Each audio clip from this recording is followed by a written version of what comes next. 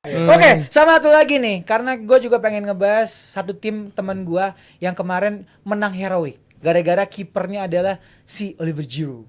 Milan. Senang banget karena teman gue salah satu keluarga dari Jebret Media, Gary Akita sudah akhirnya ini ya punya anak Resmi menjadi jadi seorang bapak ya. Jadi Ya. selamat untuk Gary Akita dan juga selamat untuk nanti bagaimana kurang tidur, kerja pulang kurang tidur. Nah, itu sering nanti akan ditemukan ya. Tapi kita akan ngebahas soal timnya. Selamat, Gary. Gary Akita gitu ya, Mas Firzi. Ya, lihat Milan kemarin. Lo punya tanggapan gak ya? Memang Menyong juga akhirnya merah, tapi ya ada momentum Giroud bisa menjadi penyelamat dan sampai dibikinin jersey kiper di websitenya AC Milan. Silakan Mas. Top striker top skor timnas Prancis ya sepanjang masa jadi kiper, luar biasa kontribusinya. Sekarang Milan ngambil 21 dari 24 poin yang tersedia pada awal musim, sangat produktif. Dan tapi yang menarik juga adalah bagaimana sekarang Milan itu bisa mulai merotasi timnya, terutama ketika kita lihat pada babak pertama pemain-pemain kayak Okafor, Jovic, Chukwueze itu main sebagai starter. Setidaknya mereka rada-rada Captionnya dong struggling. lihat sih captionnya sih. Di depan apa tuh? MU nggak mau ambil nih. MU mau ambil nggak nih? Emang Emang bener-bener nih Abrar nih. Tapi kalau dilihat penampilannya, kita babak pertama sebenarnya banyak yang kurang berjalan dengan bagus. Kita lihat Yacine Adli terutama yang gue sorotin nih, bagaimana dia beberapa kali mencoba cross field passes itu sebenarnya kurang maksimal. Tapi keadaan baru berubah ketika pemain-pemain yang masuk pada babak kedua mengangkat timnya. Cuman satu hal yang disesali memang adalah kartu merah Mike Maignan dan juga Theo Hernandez, gara-gara dia dapat kartu kuning gak penting, jadi dua pemain ini akan absen ketika melawan Juventus nanti ya Ji. Jadi kalau ngeliat bagaimana Milan, terlepas dari mungkin dia butuh adaptasi dari pemain-pemain barunya, kemudian juga dalam perjalanan beberapa pertandingan terakhir juga masih bumpy, tapi so far dia ada di papan atas ya, it's a good result dan juga konsistensi cukup bagus sebenarnya ya Jale. Ya menurut gue ini balik lagi ke soal derby Milan, menurut gue respon Milan setelah pertandingan itu sangat bagus. Gue pikir itu akan menjadi tanda-tanda mulai ada kerusakan secara psikologis dan juga internalnya. Ternyata malah fine-fine aja ya. Ya betul, itu yang gue sorotin, respon mereka setelah di derby Milan dibantai secara memalukan di derby, respon mereka sangat bagus.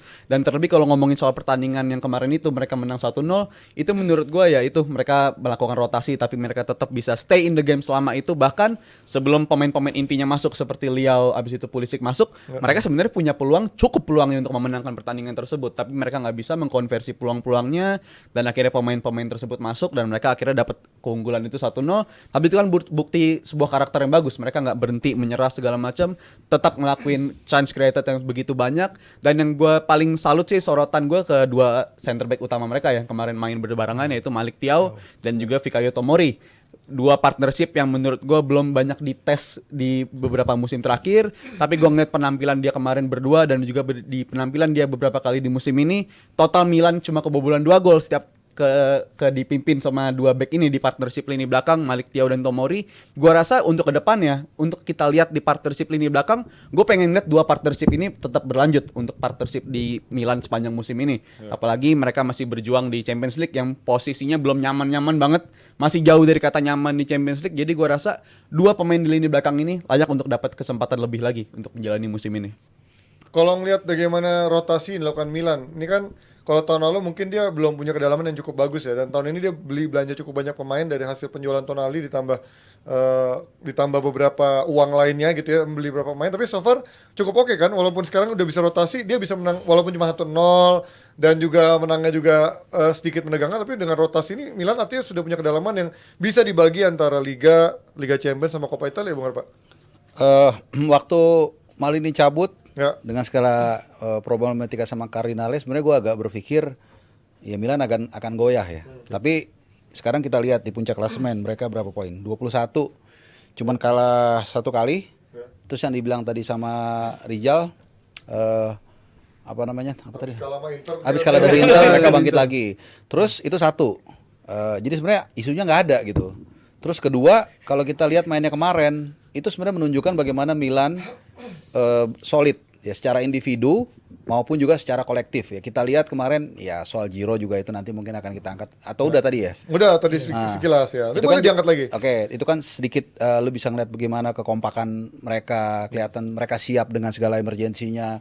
Terus juga ada beberapa gue perhatiin save-nya Maignan terutama yang satu tips itu kan juga menunjukkan secara individu mereka oke. Oke, memang kemarin ada sedikit katakanlah isu ya ketika Pulisic, Rafael Leo sama Giro ya kalau nggak salah yang dirotasi ya. Ya tapi it happens gitu loh. Yeah. Karena lu nggak mungkin 11 pemain itu setiap minggu bermain perform dan itu ternyata begitu mereka dimasukin langsung ngasih impact. Jadi gue rasa nggak ada isu yang mungkin hanya di Champions ya mereka masih struggling, which is kita tahu grupnya kan grup berat ya. Tapi dia masih bisa nyolong poin dari Dortmund juga Newcastle. Kalau gue sih itu sih.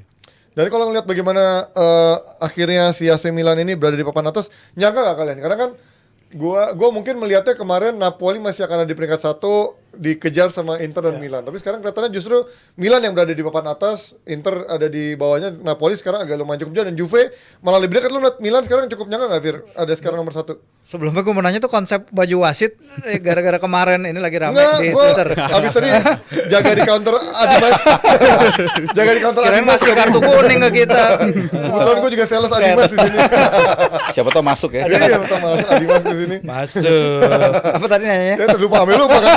Lu nyangka nggak Milan ada di posisi sekarang ini walaupun terlalu dini untuk melihat apakah dia akan berada di sini sampai akhir musim, tapi kan melihat bagaimana banyak pemain baru yang harus beradaptasi dengan Serie A, kemudian juga kemarin secara internal konflik juga mungkin orang bertanya-tanya dengan dicabutnya di kata Bung Harpo Maldini, ternyata akhirnya so far so good juga buat Milan. Sebenarnya kita lihat ya dari pembelian-pembeliannya aja dulu Milan. Biasanya Italia Serie A ditentukan oleh mercato masing-masing klub pada awal musim. Ya. Keluar Tonali satu yang bagi para fans Milan mungkin akan mengatakan bahwa dia bukan indispensable buat Milan. Banyak yang lebih penting misalnya Leao, Theo atau Maignan misalnya.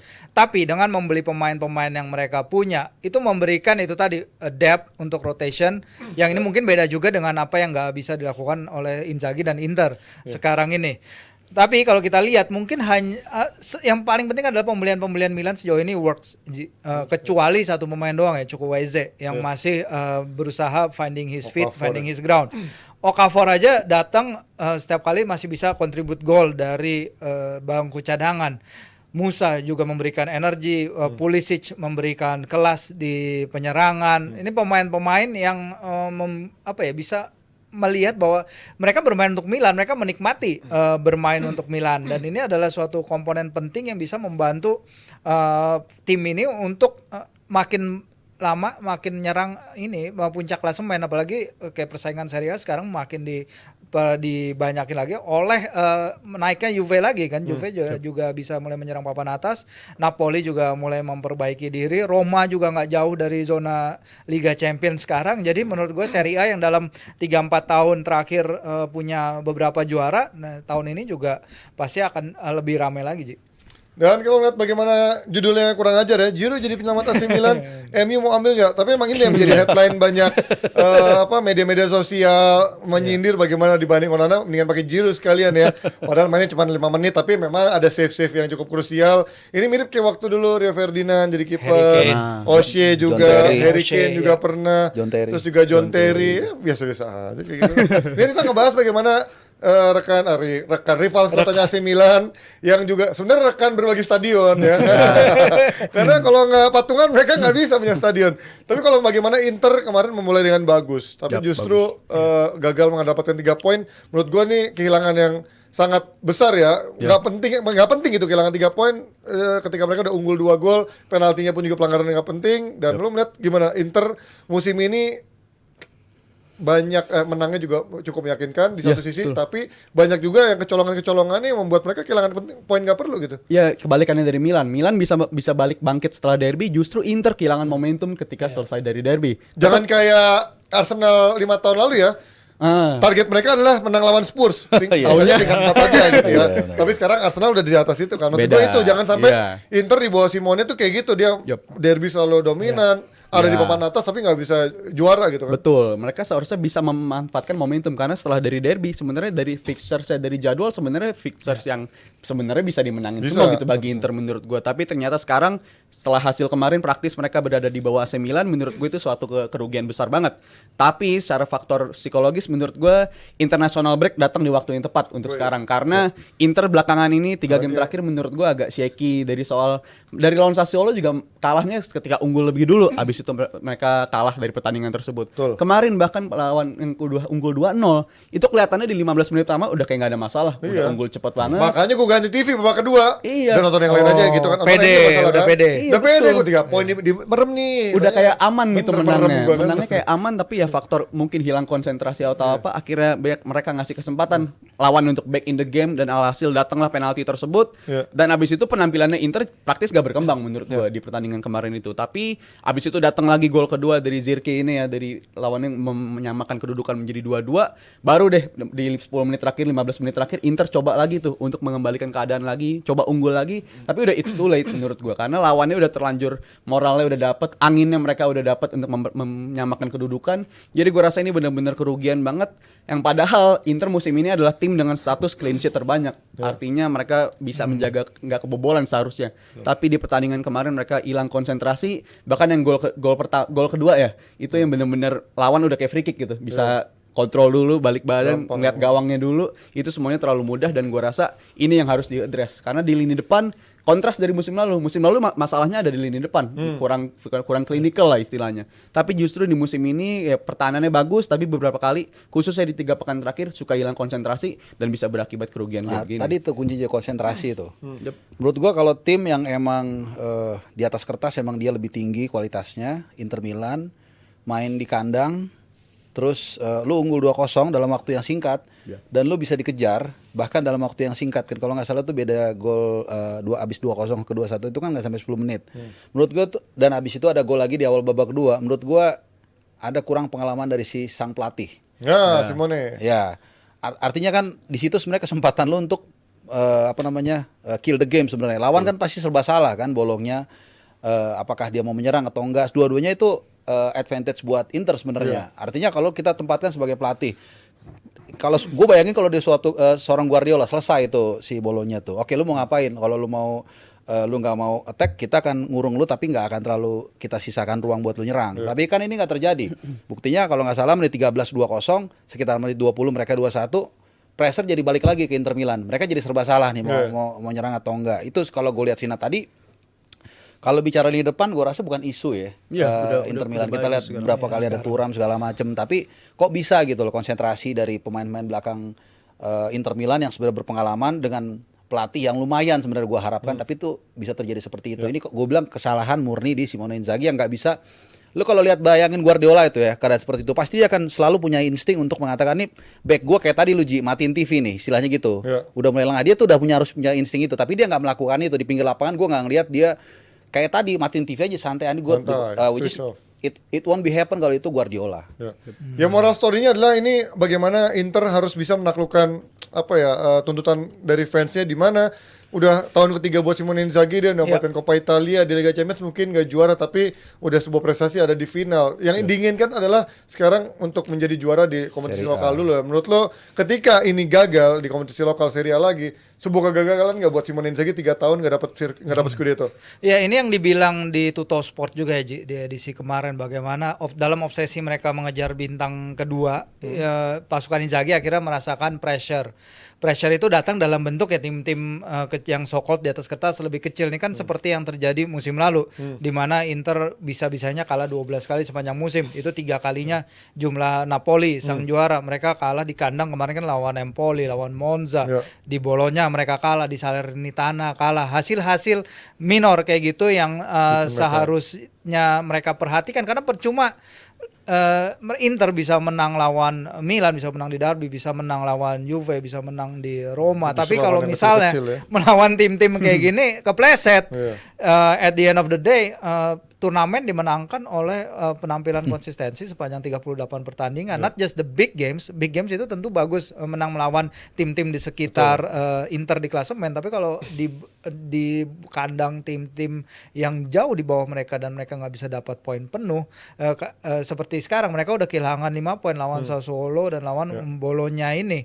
Ke depannya artinya ruang geraknya Inzaghi makin lama makin tipis, that margin, dan apalagi kita lihat pemain-pemain yang lain, Milan tadi kita lihat bagaimana mereka efisien sekali mengambil poin musim ini, dan ini yang jadi pelajaran lagi berharga buat Simone juga. Kalau gue tambahin, sorry mas, gue tambahin Boleh. Kalau ini nambahin dari Bang Firzi, dari Bung Harpa soal menyoroti soal Simone Inzaghi. Menurut Cocok gue dia tadi buat dijelik harusnya ngomong. menurut gue nggak heran gitu kenapa dia selalu bisa melangkah lebih jauh apabila di sistem turnamen yang knockout. Karena sistem mainnya lebih cocok kayak begitu kalau gue bilang. Tapi kalau di liga, bisa ngangkat timnya bisa di turnamen-turnamen kayak Simone Inzaghi kayaknya cocok buat ngelatih timnas Italia kali ya. Bisa. Yang Level bisa. timnas, Iya. level jarak turnamen pendek kayak pendek, bukan kayak maraton long running ya, maraton gitu itu ya. yang menurut gue. Dan gue tadi nambahin lagi soal hasil-hasil minor. Ya, musim lalu kita udah ngeliat tanda-tanda itu sering terjadi dan bukan nggak mungkin setelah start yang luar biasa dari Inter di awal musim ini, abis itu sekarang mulai shaky. Ini kan yang harus diadres. Bukan nggak mungkin ke depannya bakal ketemu lagi situasi-situasi yang sama kayak di musim lalu. Karena kemarin pun juga seharusnya lagi soal udah unggul tapi abis itu bisa datang momentum hilang kayak begitu dan lu ngebiarin lawan bisa back in the game, itu menurut gue udah rapor merah lah bagi Inzaghi soal di liganya. Jadi kalau soal juara atau enggak ya di musim ini, ya itu menjadi tanda tanya besar karena tujuan lu ya kita udah ngeliat kemampuan lu untuk di turnamen di knockout stage kayak apa, tapi untuk di liga gue masih kurang puas dengan performa Inter bersama Simone Inzaghi. Ya kalau margin error untuk Simone berarti emang tadi kata Virgi emang udah semakin tipis kalau memang masih pengen mendapatkan Scudetto karena tahun Nggak boleh pun nambahin juga- ya? Hah? Nggak boleh Nggak nambahin. usah udah. Cukup. Ini yang gue suka begini nih. Terus tegas. Mending kita bahas tim lain kayak ada Juventus yang juga menang lawan Derby della Mole dan juga ada AS Roma yang sekarang di bawah Jose Mourinho walaupun di awal-awal kayaknya udah tanda-tanda mau jauh, sekarang kok mulai bisa bangkit lagi dengan adanya Lukaku gitu. Lo melihat gimana AS Roma tahun ini akankah menjadi AS Roma yang gak lucu lagi atau nyata hanya bumpy juga, hanya sekilas-sekilas doang dia gak konsisten juga? Ya gue sih pasrah aja sih Ya, buat AS Roma sih. Lalu Jose Nggak Mourinho berharap banyak lah kalau ngata AS Roma. Cuman maksud gue the way they react kemarin setelah serangkaian hasil buruk ya lumayan lah, not bad. Kemudian juga yang Dia paling kalau reak gini reak. Iya. Biasanya gue nonton lu tuh kayak gitu. Gue sering ngomong tuh. Jadi Lalu gimana? ya jadi kayak pembelian kayak Lukaku kan juga itu it's a big thing ya. Harganya juga gua kalau nggak salah 7,5 juta sewanya atau apa gitu. Mahal lah pokoknya. Iya, apa loan. Ya, biar agak kan lu banyak Inggris kalau gue Indonesia Gajinya tuh aja. ya. Kalau Rusia berapa dia?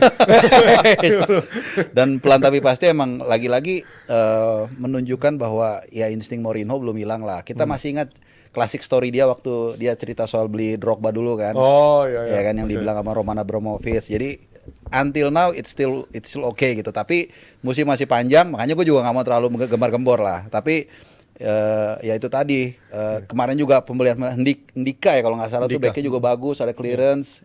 Gue juga ngikutin pas begitu dibeli gue ngikutin tuh ngeliat previewnya juga oke segala macem ya tapi ya udahlah masih panjang perjalanan. Ya, masih Masih aja Jal. mentah Lihat banget. Roma menjadi tahunnya dia untuk bisa kembali ke papan atas atau justru udah ya ini Roma hanya bisa menjadi hilang timbul aja gitu secara konsistensinya Mourinho. Gua rasa enggak untuk musim ini karena ya salah satu error paling parah dari Roma musim ini ya untuk lini depan oke datang Lukaku. Iya. Tapi mereka ngelupain mereka kehilangan dua midfielder yang menurut gue musim lalu berperan penting dalam mengantarkan Roma bisa ke final Europa League Ya, yaitu Nemanja Matic dan juga Jorginho Wijnaldum.